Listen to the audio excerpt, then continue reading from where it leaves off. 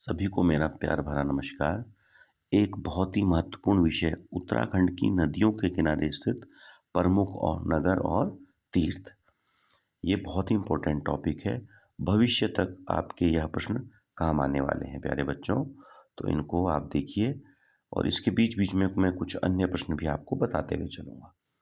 सबसे पहले आप देख रहे होंगे देवप्रयाग, विष्णुप्रयाग, नंदप्रयाग, कर्णप्रयाग, रुद्रप्रयाग, यानी कि पांचों ही प्रयाग मैंने लिखे हैं और पांचों प्रयाग में अलकनंदा नदी कॉमन है।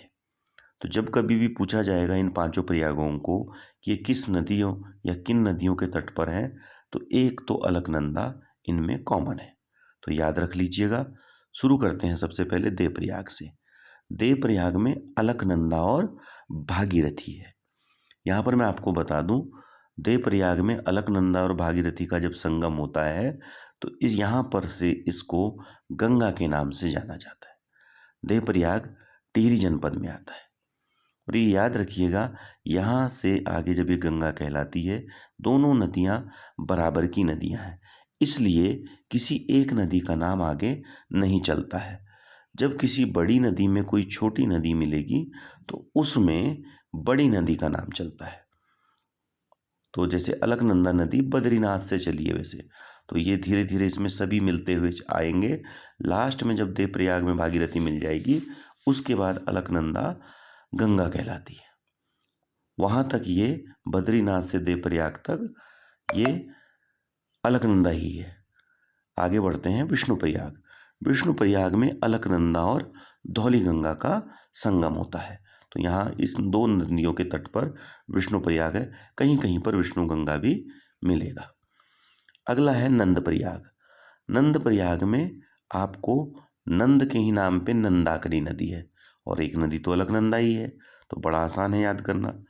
अगला है कर्णप्रयाग। कर्णप्रयाग में अलकनंदा के साथ पिंडर नदी का, तो कर्णप्रयाग इन दो नदियों के तट पर है। रुद्रप्रयाग जो है अलकनंदा और मंदाकिनी के तट पर है। रुद्रप्रयाग एक जनपद भी है, तो आप ये, और केदारनाथ इसी जनपद में है। केदारनाथ के समीप से जो नदी निकलती है वो मंदाकिनी है।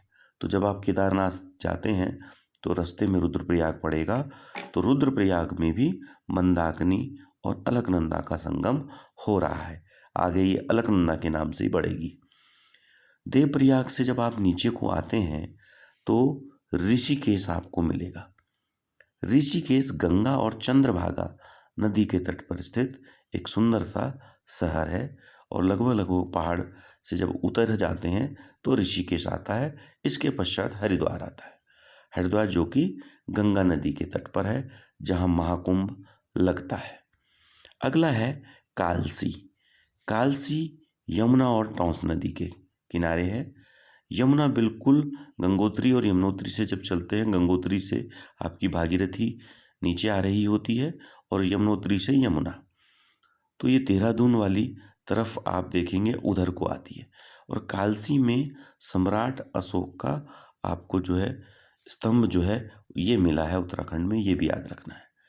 टिहरी, टिहरी जो है भागीरथी, टिहरी आपका, टिहरी और उत्तरकाशी लगभग लगभग एक तरफ है और ये चमोली रुद्रप्रयाग ये एक तरफ है।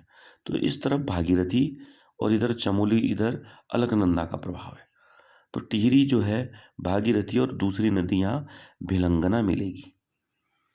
अगस्त्य मुनि, अगस्त्य मुनि आपका यहाँ पर धुलगाड़ और मंदाकिनी नदी मिलती है। रुद्रप्रयाग के पास ही अगस्त्य मुनि है, तो मंदाकिनी अगर रुद्रप्रयाग में है तो अगस्त्य मुनि में भी आपको मंदाकिनी जी के दर्शन हो जाएंगे और धुलगाड़ भी यहाँ पर आपको मिलेगी।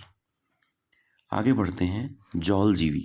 जौलजीबी मेला भी आपने सुना होगा, बहुत लगता है। ये गोरी और काली नदी के संगम पर बसा है। अब आते हैं गंगोत्री।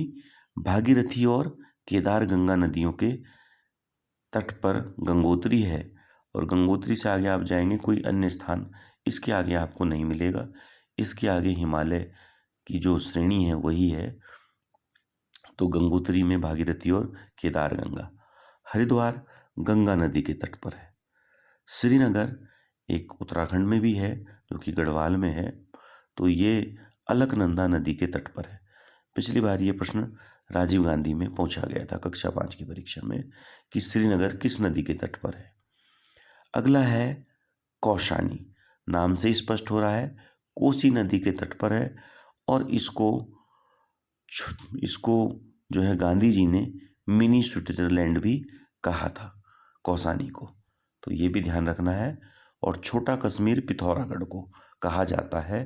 ये यहाँ कुमाऊं के 2 प्रसिद्ध आपको याद रखने हैं।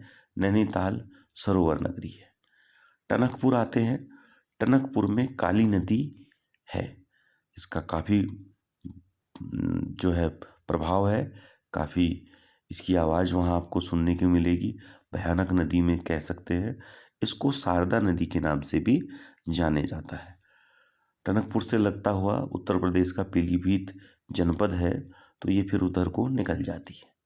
फिर है जोशीमठ, जिसका कि भी नया नाम ज्योतिर्मठ हो गया है। ये अलकनंदा नदी के तट पर है।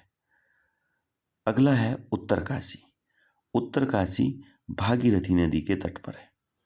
हल्द्वानी कुमाऊं का खूबसूरत सा शहर, ये गौला नदी के तट पर बसा है। इसके बाद बद्रीनाथ। बद्रीनाथ जो है अलकनंदा नदी के तट पर एक 4 तीर्थ में से एक ये भी है, जो कि विष्णु भगवान के लिए जाना जाता है। विष्णु भगवान का यहाँ पर मंदिर है। जैसे केदारनाथ में भगवान शिव का मंदिर है, गंगोत्री और यमुनोत्री में, दोनों में माता गंगा और यमुना है। इसके बाद है कुमाऊं का ही एक अन्य पवित्र स्थान है बागेश्वर, जो कि सरयू और गोमती नदी के तट पर बसा है। और यहाँ पर प्रत्येक वर्ष जनवरी माह में उत्तरायणी का पर्व भी लगता है इसी के तट पर, और उस समय यहाँ पर स्नान करना बड़ा ही शुभ माना जाता है।